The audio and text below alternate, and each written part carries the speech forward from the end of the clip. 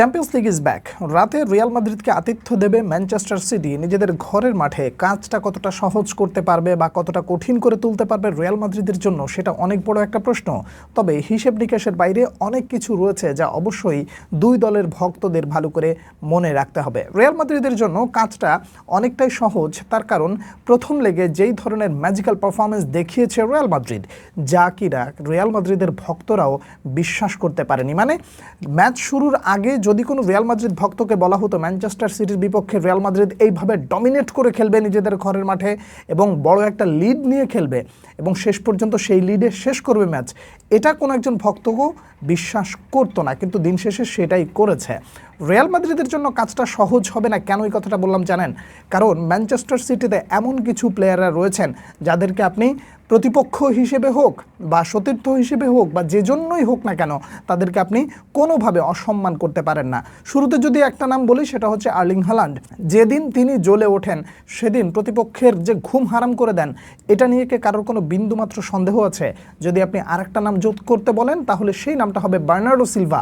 যেমন natural movement, তেমনি match control থেকে নিয়ে শুরু করে অ্যাটাকিং জোনে যেভাবে প্রতিপক্ষের জন্য ত্রাস হয়ে দাঁড়ান, সেটা কোনো অংশে রিয়াল মাদ্রিদের জন্য কষ্টকর কম হবে বলে মনে হয় না। এই নামগুলোর সাথে আরও কিছু নাম যদি যুক্ত করা হয়, রোদ্রি আছে, রায়ান শেরকি আছে, ডোকু আছে, যে কিনা রিয়াল মাদ্রিদের ঘরের মাঠে যেইভাবে দুর্দান্ত বা দৃষ্টিনন্দন কিছু মুভ নিয়েছিল, কোনোভাবে যদি একটু ক্লিক করে বসে কিংবা ম্যান মার্কিংয়ে যদি রিয়াল মাদ্রিদ ভুল করে, তাহলে সেখানেও পরীক্ষা দিতে হবে এই ডোকুর কাছে।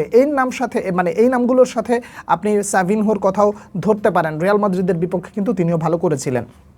এই জায়গাগুলোকে বা এই নামগুলো আসলে বলার এক্স্যাক্টলি কারণ কি? কারণটা হলো যে আপনি প্রতিপক্ষকে সম্মান করতে হবে এবং সেটা যেহেতু তাদের ঘরের মাঠ, সেহেতু রিয়াল মাদ্রিদ ভক্তরা 3-0 গোলের লিড নিয়ে থাকার কারণে যে আসলেই নির্ভর থাকবেন সেই সুযোগটা একেবারেই নাই। রিয়াল মাদ্রিদের পার্সপেক্টিভ থেকে ব্যাপারটা আসলেই সহজ কিনা, এটা একটা মেজর কোশ্চেন। কিন্তু এই জায়গাটায় একটা জিনিস তো অনস্বীকার্য, তা হলো লিগটার নাম যেহেতু চ্যাম্পিয়ন্স লিগ, খেলাটা যেহেতু ইতিহাদে হবে, সেহেতু কঠিন হলেও রিয়াল মাদ্রিদ অন্ততপক্ষে এই পরীক্ষায় উতরে যাওয়ার জন্য মোস্ট ফেভারেট বা একেবারে উপরের সারিতেই থাকবে। পার্সেন্টেজের হিসেব যদি আপনি করেন, তাহলে সেখানে হয়তোবা রিয়াল মাদ্রিদকে 70% দেওয়া হতে পারে আর ম্যানচেস্টার সিটিকে 40% দেওয়া হতে পারে। কিন্তু খেলাটা তো আসলে ফুটবল, আপনি এখানে পার্সেন্টেজের হিসেব করে তো পারবেন না। রিয়াল মাদ্রিদের জন্য এই ম্যাচটায় সবথেকে বড় একটা কোশ্চেন মার্ক থেকে যাবে একটা নামের উপরে, সেটা হচ্ছে ফরলান মেন্ডি। এই প্লেয়ারটা গত ম্যাচে অর্থাৎ প্রথম লেগে ম্যানচেস্টার সিটিকে যথেষ্ট পরিমাণ কষ্ট দিয়েছে, ভুগিয়েছে। এই প্লেয়ারটা না থাকাটা রিয়াল মাদ্রিদের জন্য একটা অনেক বড় একটা ব্যাকফুটের কারণ হতে পারে। কিন্তু ওই জায়গাটা আপনি কাকে খেলাবেন? ফ্রান গার্সিয়াকে খেলাবেন নাকি কামাভিঙ্গাকে খেলাবেন? এই জায়গাটায় অবশ্যই একটা কোশ্চেন মার্ক থেকে যায়। আর বলুয়া অবশ্যই সঠিক সিদ্ধান্ত নেবেন এবং সবথেকে বড় যে অ্যাচিভমেন্টের জায়গাগুলো আপনি বলবেন, তা হলো ম্যানচেস্টার সিটির বিপক্ষে প্রথম লেগটা শেষ করার পরে রিয়াল মাদ্রিদ এলচের বিপক্ষে যেভাবে খেলেছে এবং প্লেয়ারদেরকে যেভাবে সুযোগ করে দেওয়া হয়েছে রেস্টের জন্য, এটা রিয়াল মাদ্রিদের জন্য একটা বিগ অ্যাডভান্টেজ। আমি ব্যক্তিগতভাবে মনে করি যে রিয়াল মাদ্রিদ প্রথম লেগে যেইভাবে ডমিনেট করেছে, সেকেন্ড লেগেও একইভাবে ডমিনেট করতে পারে। কথাটা শুনে আপনি কি কিছুটা অবাক হলেন? অবশ্য অবাক হওয়ার মতন ব্যাপার।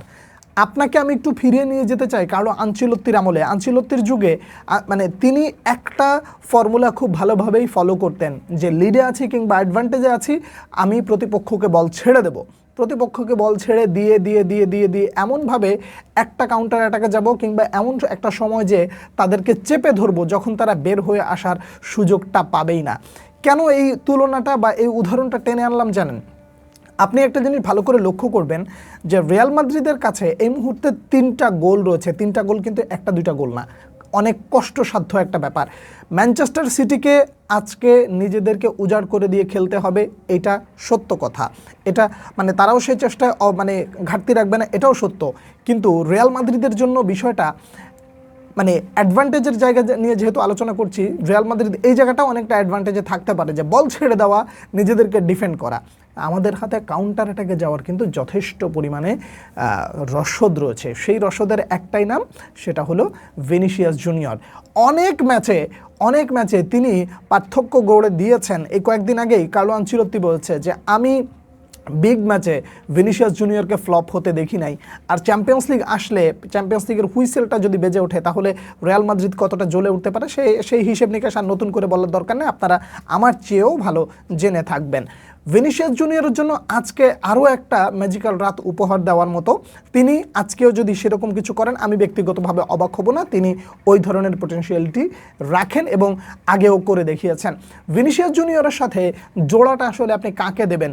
আপনি কিলিয়ান এমবাপের কথা যদি ভেবে থাকেন যে সে তো ফিরে আসছেন, না, কিলিয়ান এমবাপে এবং জুড বেলিংহাম দুজন স্কোয়াডে ফিরে আসছেন, এটা একটা সুখের বার্তা হতে পারে। কিংবা আপনি এই মুহূর্তে অনেকটা নির্ভর থাকতে পারেন, কিন্তু নির্ভর হওয়ার সুযোগ নাই। তার কারণ দুজনকেই আপনি হয়তো আজকে দেখবেন যে তারা বেঞ্চে থেকে শুরু করছে। দলের খুব বেশি প্রয়োজন যদি না হয় তাহলে এই দুইজনকে আপনি মাঠে দেখবেন বলে মনে হয় না, এবং না দেখাটাই মানে এই জায়গাটায় না দেখাটাই স্বাভাবিক।